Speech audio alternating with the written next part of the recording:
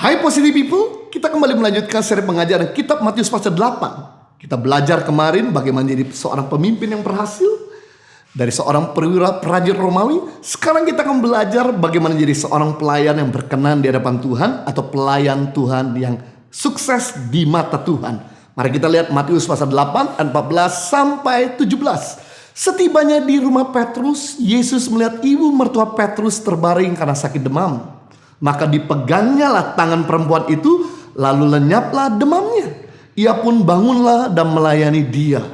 Menjelang malam dibawalah kepada Yesus banyak orang yang kerasukan setan, dan dengan sepatah kata Yesus mengusir roh-roh itu dan menyembuhkan orang-orang yang menderita sakit. Hal itu terjadi supaya genap firman yang disampaikan oleh Nabi Yesaya. Dialah yang memikul kelemahan kita dan menanggung penyakit kita. Luar biasa. Kita belajar sekarang bagaimana menjadi seorang pelayan Tuhan yang berkenan di hadapan Tuhan, atau pelayan Tuhan yang berhasil di mata Tuhan. Kita belajar yang pertama, Petrus itu dia mempedulikan keluarganya. Jadi dia berupaya untuk membawa Yesus ke rumah ibunya untuk menyembuhkan ibunya yang sedang dalam keadaan sakit demam, sakit parah. Dia tahu bahwa Yesus sedang sibuk melayani orang kusta, melayani perwira Romawi, baru mengajar. Tapi dia berupaya untuk mengajak Yesus untuk menolong keluarga yang sedang sakit. Satu gambaran kalau kita mau jadi hamba Tuhan yang berhasil atau pelayan Tuhan yang berkenan di hadapan Tuhan, mari pedulilah kepada keluarga kita yang sedang dalam keadaan membutuhkan. Hari-hari ini dalam masa COVID-19, waktu dan saatnya kita sebagai anak, kita perlu mengabdi kepada orang tua. Memberikan uang kepada orang tua, memberikan makanan kepada orang tua, memberikan pedulian kepada kakak, adik, atau mungkin saudara ipar. Sekarang waktunya untuk kita kontribusi. Karena firman Tuhan berkata, yang kuat menolong yang lemah. Artinya kita yang bisa makan, bantulah buat keluarga kita gak bisa makan. Jangan sampai kita ini beli itu, beli ini. Jangan sampai kita belanja ini, belanja itu. Jangan sampai kita punya ini dan punya itu, tapi kita sendiri gak mempedulikan keluarga kita. Karena first priority Tuhan, tapi yang kedua second priority kita itu keluarga. Jangan sampai kita hebat pelayanan, tapi keluarga kita tidak ditolong.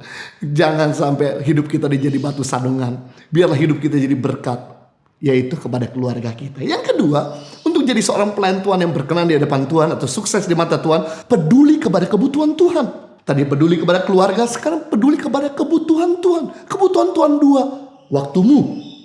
Dan yang kedua, ketaatanmu. Yang kita perlu lakukan adalah seperti jadilah Maria yang selalu memberikan waktu yang terbaik untuk mendengarkan Tuhan, untuk menikmati Tuhan, untuk merasakan Tuhan, untuk melihat Tuhan. Serang jadwal padat kita, kesibukan kita, luangkan waktu sekarang sama Tuhan. Izinkan dia bicara sama kita. Dan setelah dia bicara sama kita, lakukan dan kerjakan. Sebelum jadi Marta, jadi Maria. Setelah jadi Maria, jangan lupa untuk jadi Marta. Artinya lakukan apa yang Tuhan beritakan. Firman-Nya, yaitu untuk memberitakan kabar baik.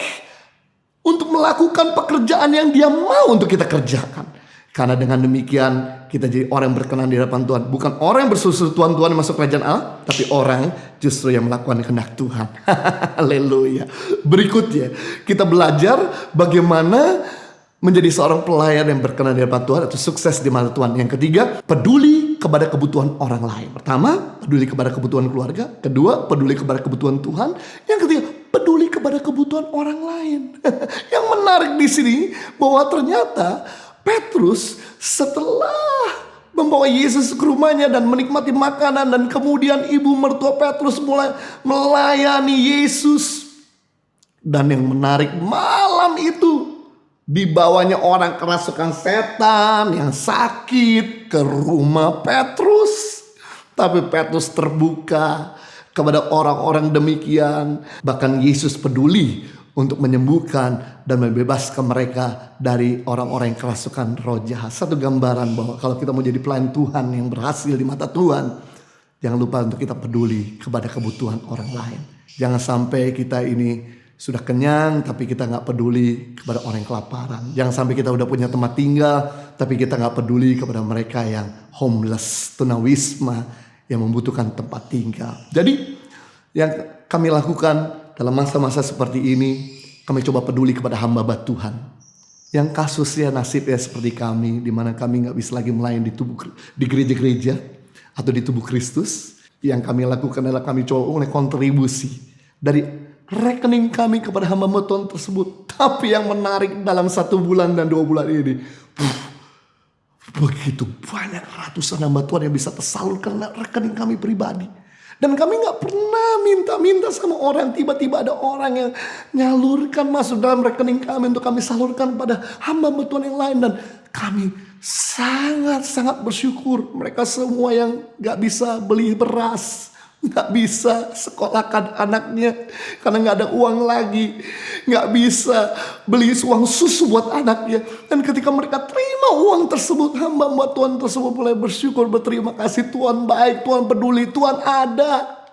Dan di Yayasan Tangan Pengharapan juga, waktu kami komitmen untuk memberikan donasi 500 paket sembako dan juga 350 nasi siap saji berikut dengan sarung dan masker, bagian keuangan berkata, Pak, dana cadangan kita sisa 1 minggu lagi amunisinya. Kalau kita keluarkan kita habis.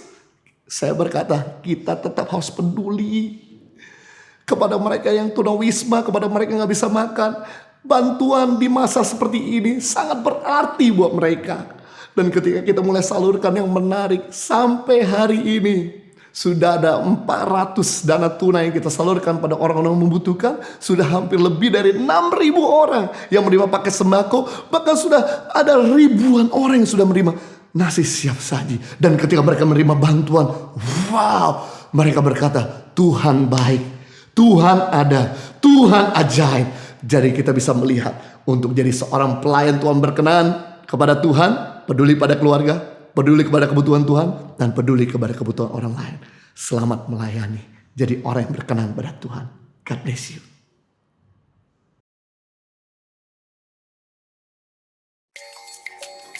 Ya, saat ini kami sudah ada di Seperong.